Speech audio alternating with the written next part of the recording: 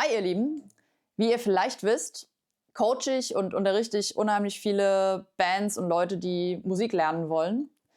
Und dabei fällt mir auf, dass ich eigentlich sowohl im Bandcoaching als auch im Einzelunterricht häufig die gleichen Dinge sage, weil die immer wieder alle möglichen Leute betreffen. Und deshalb wollte ich euch jetzt einfach mal so so meine Top, ich glaube 5 sind's, Punkte vorstellen, die wirklich dauernd mit jeder Band ein Thema sind und mit jedem Schüler.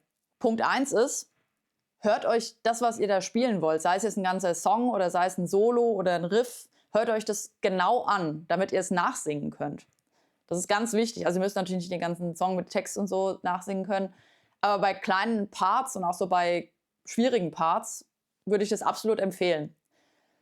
Deswegen sage ich Bands oft, hört euch den Song, den wir nächste Woche machen, bitte mindestens 5-mal an. Hört den im Auto, beim Joggen, beim Haushalt, was auch immer, dass ihr den wirklich da drin habt, dass ihr bei einem Song Abläufe gut könnt und dann auch merkt, okay, hier passt irgendwas nicht, weil das ist gegen meine Hörgewohnheit. Meistens geht es ja eben darum, dass man Songs möglichst genau nachspielen will. Und zum Beispiel auch bei Soli ist es bei mir so, wenn ich Soli lerne, ich lerne die Soli am schnellsten, die ich auch so grob nachsingen bzw.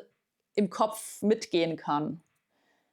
Ne, also, und die Parts, wo das nicht so ist, da sind dann die Parts, wo ich wirklich noch mal reingehen muss, bis das so drin ist, dass es einfach nicht mehr verloren geht. Jetzt gebe ich euch mal ein Beispiel. Wie ist es denn bei Happy Birthday zum Beispiel? Happy Birthday ist rhythmisch so, dass da zumindest was auf den Offbeat kommt. Also Happy Birthday, das ist nicht Happy Birthday to you. So, in jedem ist klar, dass da Happy Birthday to you, dass da was vorgezogen ist. Und das ist ein Song, der ist so drin, da würden wir uns gar nicht die Frage stellen, okay, wie ist das jetzt rhythmisch eigentlich? Mache ich das überhaupt richtig? Das machen wir dann halt richtig. Ähnlich ist es auch bei anderen populären Songs. Ich nehme jetzt einfach das Beispiel Smells Like Teen Spirit, weil ich den jetzt neulich mit einer Band gemacht habe, die ich vertreten habe und die wollten den Song gerne machen. Und konnten den auch schon ein bisschen, aber hatten den irgendwie noch nicht so richtig gut gehört oder noch nicht so richtig gut im Ohr. Ja, da gibt es ja zum Beispiel das Solo und ich habe den Song so oft gehört, dass ich halt einfach genau weiß, dass dieses Solo folgendermaßen geht. Da da da da da da da da da da da da da da und so weiter, ne? Sagen wir mal, ich hätte den Song noch nie gespielt und müsste jetzt dieses Solo lernen. Dann müsste ich mir rhythmisch nicht mehr die Frage stellen, okay, wie ist das jetzt hier eigentlich? Ich müsste halt die Töne können, die könnte ich mir auch raushören. Ist sowieso immer eigentlich cooler, sich Songs rauszuhören, als die in Tabs zu lesen. Mache ich auch nicht immer. Manchmal ist man einfach faul. Aber ich hätte zumindest gar kein Problem, diesen Rhythmus nachzuvollziehen, weil das so drin ist. Und im Prinzip darauf müsst ihr dann, das ist auch bei Gesangsmelodien völlig egal, oder bei Riffs, ne, da da da da da da da da da da da. Wenn ich das nicht im Kopf habe, wie soll ich das denn dann nachbilden können? Der Justin hat mal in einem Podcast gesagt, bei Let's Talk Guitar, super Podcast übrigens für Gitarre, wenn du Lego-Steine hast und du sollst jetzt als Aufgabe ein Piratenschiff bauen, du weißt aber gar nicht, wie ein Piratenschiff aussieht, wie sollst du denn dann ein Piratenschiff bauen? Ne? Und das ist beim Song ganz ähnlich, wenn du nicht genau weißt, wie das geht. Und klar, kleine Veränderungen sind absolut legitim, aber wenn man halt das Original-Solo spielen will oder den Original-Song, und bei so sehr bekannten Songs sind die Leute, die zuhören, wirklich sehr picky, weil sie genau wissen, zum Beispiel spiel mal bei Hotel California, spiel mal im Solo was rhythmisch ein bisschen anders. Da kommen ja manche Leute gar nicht drauf klar.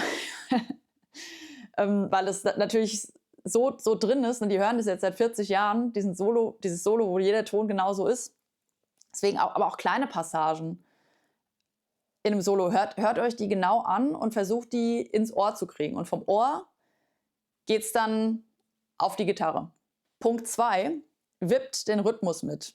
Nichts schreibe ich oder sage ich so oft wie diesen Punkt. Und es ist einfach unheimlich wichtig. Ich würde sagen, Rhythmus ist das Allerwichtigste eigentlich beim Musikmachen oder das, wonach die Leute am meisten beurteilen. Ne? Stellt euch mal vor, ihr seid eine Band und ihr spielt auf einem Weinfest oder auf einem Stadtfest oder so. Und die Leute, die hören euch jetzt nicht aktiv zu, die freuen sich, dass da ein bisschen Hintergrund in der Malung ist. Die wollen ihren Wein trinken und freuen sich, dass Musik da ist und die wippen dann so mit. Und die stört es nicht, wenn irgendwie mal ein Akkord falsch gegriffen wird oder so. Das merken die wahrscheinlich gar nicht. Was die aber merken ist, wenn ihr wirklich mal aus dem Tritt kommt, also rhythmisch, ne? Oder wenn irgendwas rhythmisch so gar nicht passt zu dem, was sie vom Originalsong kennen. Deswegen Rhythmus ganz wichtig. Und wie kann ich jetzt dazu kommen, dass ich den Song oder den Groove mehr fühle? Das ist natürlich sehr schwierig und das muss man sich auch ein bisschen angewöhnen. Manche Leute haben das einfach, weil sie vielleicht sehr viel Musik gemacht haben, sehr viel Rhythmisches gemacht haben. Auf jeden Fall macht es einen enormen Unterschied, ob ihr an einen Song so rangeht.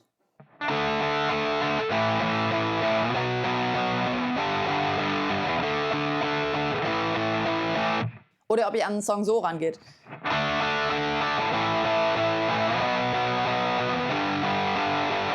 Ne? Beim einen wippe ich halt ganz aktiv mit dem ganzen Körper mit. Ihr seht jetzt gerade meine Füße bzw. meine Beine nicht, aber deswegen wippe ich umso aktiver mit dem Kopf mit. Und das kann ich echt nur empfehlen. Also fühlt den Rhythmus, wo ihr könnt. Wie gesagt, es geht im Bein los und der ganze Oberkörper kann mitwippen. Auch wenn es jetzt ein bisschen so nach Aerobic klingt oder so. Aber das ist so wichtig. Wir hatten in der Uni Body Percussion Kurse. Ich mache die auch gerne mit Bands, die ich habe. Und bei Bands sind die unglaublich unbeliebt. Weil da muss man ja erstens aktiv was arbeiten. Und es hat ja irgendwie auf den ersten Blick jetzt nicht was mit den tollen Songs zu tun, die man später machen will. Und es ist irgendwie anstrengend, weil man sich was aussetzt, was man irgendwie noch nicht so gut kann. Und deshalb möchte man das vermeiden. Und möchte lieber die Songs spielen, die man eh schon kann. Das ist ein ganz beliebtes Phänomen. Mir ist dazu gerade noch ein Vergleich eingefallen. Es ist ein bisschen wie im Sport. Zum Beispiel, ich war im Tennistraining und wir haben dann am Anfang immer so Konditionstraining gemacht. Das war super unbeliebt, aber wir wollten ja alle lieber Tennis spielen. Oder auch beim Fußball ist es ja genauso. Aber am Ende weiß man eben, es ist super wichtig, dass man eben auch mal so unbeliebte Sachen macht, weil nachher will man ja das Spiel gewinnen oder einen guten Gig spielen. Ich sag mal, auf Sport jetzt bezogen, das Spiel gewinnst du halt dann, wenn du auch mal Konditionstraining gemacht hast, ne? Und nicht immer nur mit dem Ball aufs Tor geschossen hast und gespielt hast, einfach nur so des Spielens willen.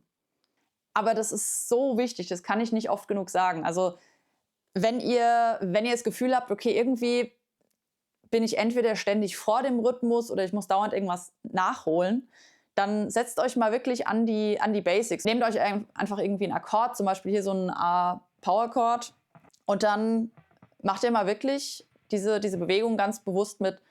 Ja, wir sprechen ja in der Musik immer von Downbeats, das ist also die 1, 2, 3, 4 oder schwere Zählzeiten, wenn wir jetzt Achtel haben. Und die Upbeats, ich weiß gar nicht, was da der deutsche Begriff ist, leichte Zählzeiten, möglicherweise. Komme ich gerade nicht drauf. Das sind dann die und 3 und. Ne? Und die Downbeats, die sind dann immer, wenn ihr mit dem Kopf oder mit dem Fuß oder was auch immer runter geht. Und die Upbeats sind immer, wenn ihr hoch geht. Das heißt, ihr setzt euch hin und macht so.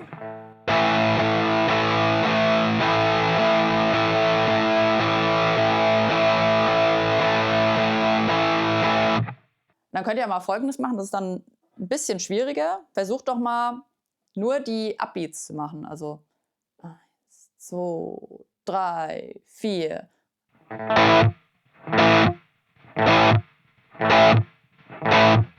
Und immer so weiter. Ne? Da könnt ihr euch tolle Rhythmusübungen basteln. Beziehungsweise ihr könnt auch mal versuchen, ja, ich meine jetzt hier keinen Body-Percussion-Kurs, aber einfach mal immer die Füße so zu machen. 1, 2, 3, 4. Wichtig ist, dass der eine Fuß geht immer, also auf die 1 macht ihr immer einen Schritt nach vorne. 1, 2, 3, 4. 1, 2, 3, 4. Das ist nämlich ein weiterer sehr wichtiger Punkt, dass ihr immer wisst, wo eure 1 ist. Weil wenn ihr irgendwo einen Song spielt und ihr kommt mal raus Und da wisst ihr gar nicht, wo ihr neu einsteigen sollt. Und das ist, meistens steigt man dann halt auf die 1 wieder ein. Wenn ich aber gar nicht weiß, wo die 1 ist, dann kann ich auch nicht auf die 1 einsteigen. Aber ihr wisst ja, wo die 1 ist, weil ihr macht ja immer 1,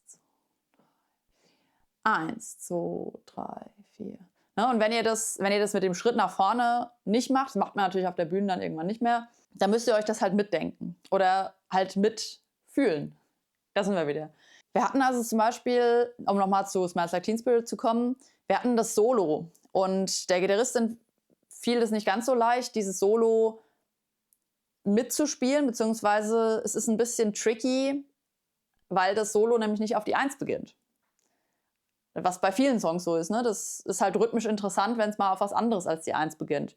Ne, das Solo geht nämlich nicht auf die 1 los, sondern es ist 2, 3, 4, 1. Da da da da da da da da da da da da. Und immer so weiter. Und wenn ihr diese Übung mal mitmacht, dann, also das müsst ihr jetzt natürlich, ihr werdet es am Anfang nicht hinkriegen, dass ihr das macht und dazu noch singt. Was ich eher mal vorschlagen würde, ihr setzt euch mal zu irgendeinem beliebigen Song eurer Wahl, vielleicht irgendwas von Michael Jackson oder so, da geht immer der Rhythmus gut durch, ist aber völlig wurscht. Und ihr zählt einfach mal mit. Also, oder ihr setzt euch zu Smells Like Teen Spirit von mir aus und macht mal 1, 2, 3, 4, 1, 2, 3, 4. Da werdet ihr enorm viel lernen darüber, wie zählt man eigentlich einen Song und wie fühle ich den Song. Vertraut euch da ein bisschen, dass ihr das schon drin habt.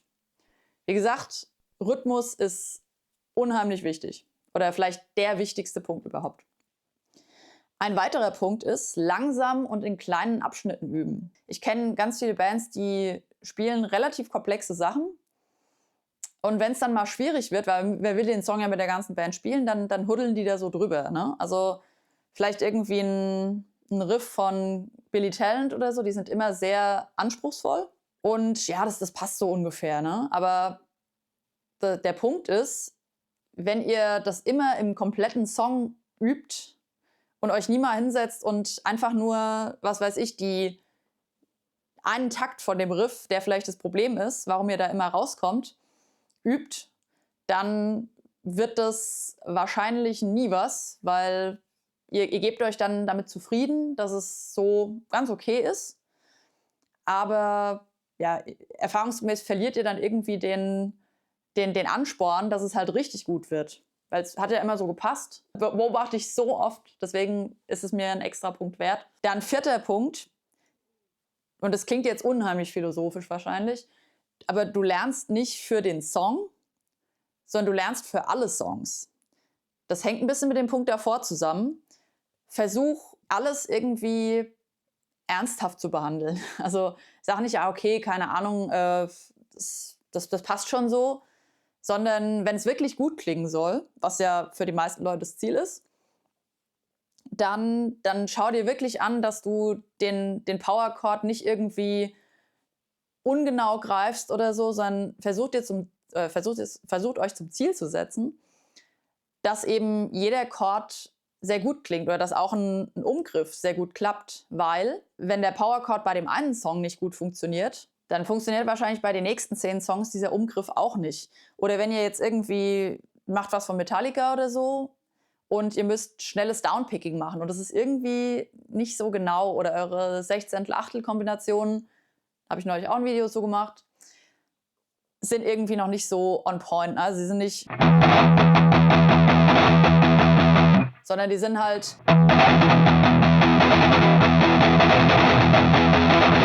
irgendwie halt noch nicht ganz so, wie es sein sollte. Aber jetzt stellt euch mal vor, ihr macht das, bei dem einen Song übt ihr das jetzt ungenau mit den 16-Achtel-Kombinationen. Es gibt ja so viele Songs, bei denen ihr genau das braucht und bei denen wird es genauso ungenau sein. Also nehmt euch einmal die Zeit und setzt euch wirklich dran, dass es wirklich tight und genau wird. Und dann werden euch die anderen Songs total leicht fallen, die das Gleiche einsetzen. Und jetzt habe ich noch einen Punkt, den ich auch gerade Anfängerbands immer wieder sage, die vom ersten Auftritt stehen. Da werden dann immer Sachen gesagt wie, und dann vergesse ich bestimmt alles und so. Und es entsteht so eine Angst vorm Auftritt irgendwie. Und klar, natürlich, Das gilt übrigens genauso für Leute, die sich aufnehmen und so weiter.